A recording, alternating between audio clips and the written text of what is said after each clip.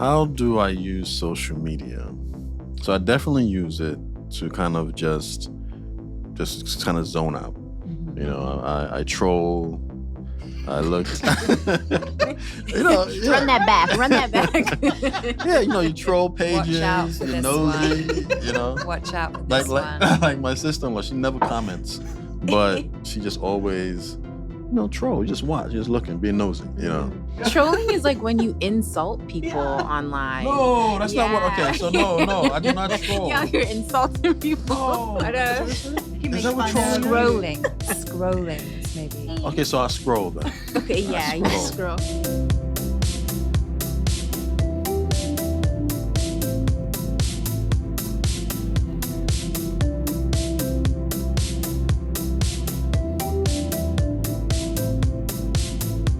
You can go from someone crying, grieving, to like a baby laughing, or a family being reunited, to violence happening in the world. Like there's just so much in 30 seconds that you can go through. Yeah. And again, if you aren't mindful, it's like you're taking all these things in. I personally feel like it desensitizes us because something that causes such an emotional ping is now kind of soothed by, again, the baby that's laughing or someone doing like a joking video, but you don't really get to process that painful moment for yourself. You're processing it with other people's experience, which thankfully I have my practice because I'm able to like detangle myself from that.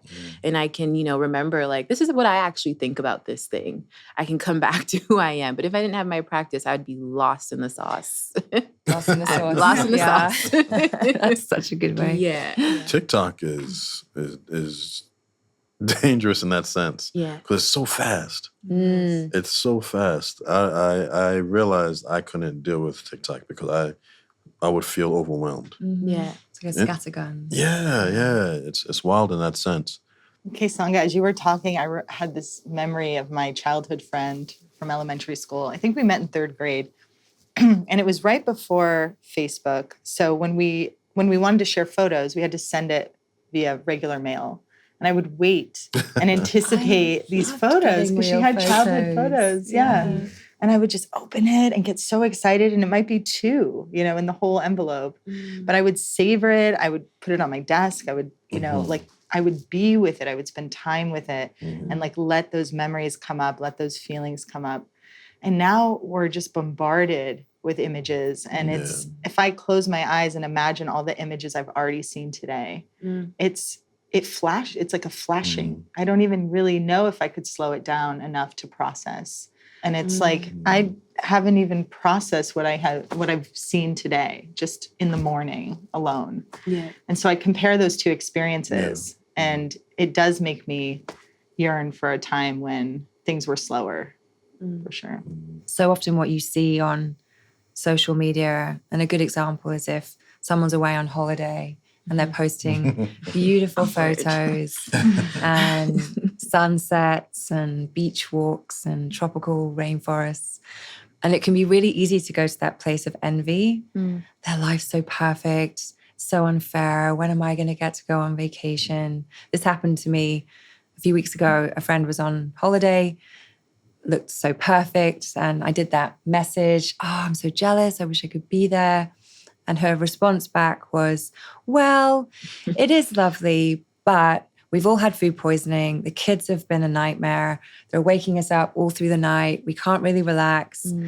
And there's always something happening. And it really reminded me of, mudita, sympathetic joy, and that take the joy in the happiness of someone else, but also recognize that they may not be having this perfect life. And so you can, even when you see someone's perfect life and they look brilliant, they're a person and they're also going to be experiencing challenges and difficulties. So I always try to remind myself of that. For me, I found that when I'm not engaged mindfully with social media, things lose a lot of meaning. So I don't know, I think about like the sacredness of certain things is kind of lost online. And for me, that's scary, right? How come I'm not responding to what someone has shared? In my usual like compassionate way, I'm kind of just like, here's that person again talking in this way. But I'm like, someone has taken the time to share a story and be vulnerable and be bold and courageous. But that sacredness, again, is just lost in translation because it's on my phone and I'm taking it in with all these other things that I've seen as well. So yeah, bring back pictures, photos. Yeah. I think of the ways that people put people in boxes based on their social media feed. Like this is all they see. So now they exist in like a little pocket of their mind, of our minds, as this kind of person. And that's when you said sacredness, that's so precious to me because I never want to do that with people. I never want to put them in a box. I never want to assume I know them or I know what they're about or I know what they value, what's precious to them. And it's so, if we're not aware of it, I feel like it's so natural. It's like a knee-jerk reaction to start categorizing people. Think about social media. It's coming at you in so many different forms, written, spoken, through music. There's so many ways of communication.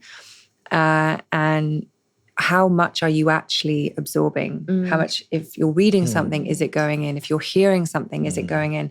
And so if you think about how people are receiving this information, there's no space for listening because the main message is cut in half or in many times cut in many places. And so you'll listen or hear something, but you're only getting a fraction of the message. Yeah. And so if that's your only source of information, you can see very quickly how that can spread misinformation and misunderstood information. And whilst this episode wasn't about social media, it really got me thinking about, wow, there are so many ways that we don't listen in our communication, and social media is one of them, and that can be very costly. Do you even think about just like harm that can be caused when, there's therapists that are posting on Instagram, and so instead of actually going to therapy, you're just doing what has been shared in the graphic, 2-minute right? When it's like a lifelong process and journey, but it's just like the tip of the iceberg. There's so much that needs to be explored and understood. It's a journey. Yeah. Yeah.